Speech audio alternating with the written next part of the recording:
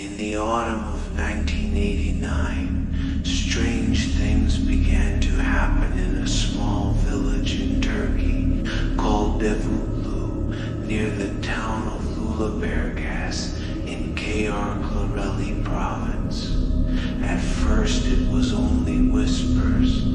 A few villagers claimed they saw tall, shadowy figures moving silently through the narrow dirt roads at night.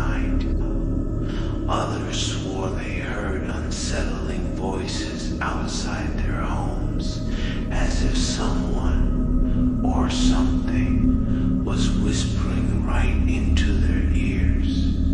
Within days, fear spread like wildfire. When the sun went down, the streets became empty. Doors were locked, windows shut tight, and entire families huddled together in silence, praying that whatever haunted their village would pass them by. Animals began to vanish from their barns. Doors opened on their own. In the fields, strange footprints appeared in the soil, prints too large, too distorted to belong to any human. A few brave young men tried to stay outside overnight, keeping watch at the village square.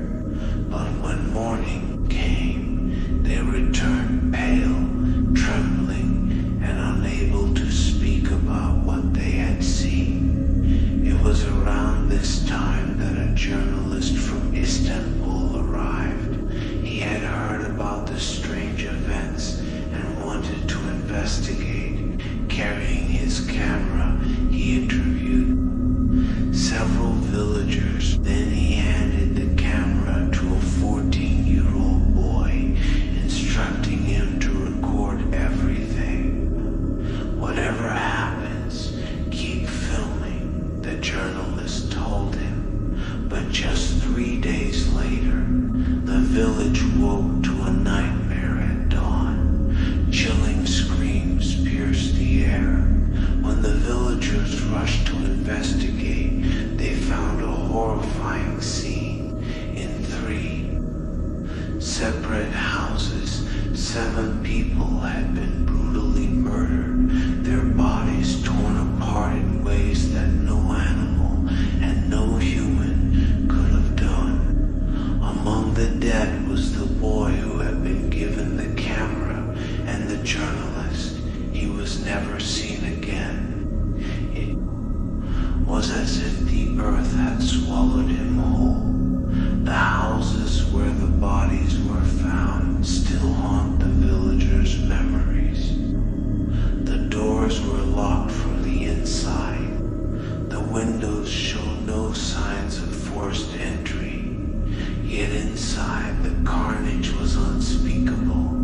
One of the gendarmes who investigated the case years later fell into deep depression and took his own life. His final note contained only one chilling line: "I saw things I cannot describe." Since then, the tragedy has been remembered as the Karadedeler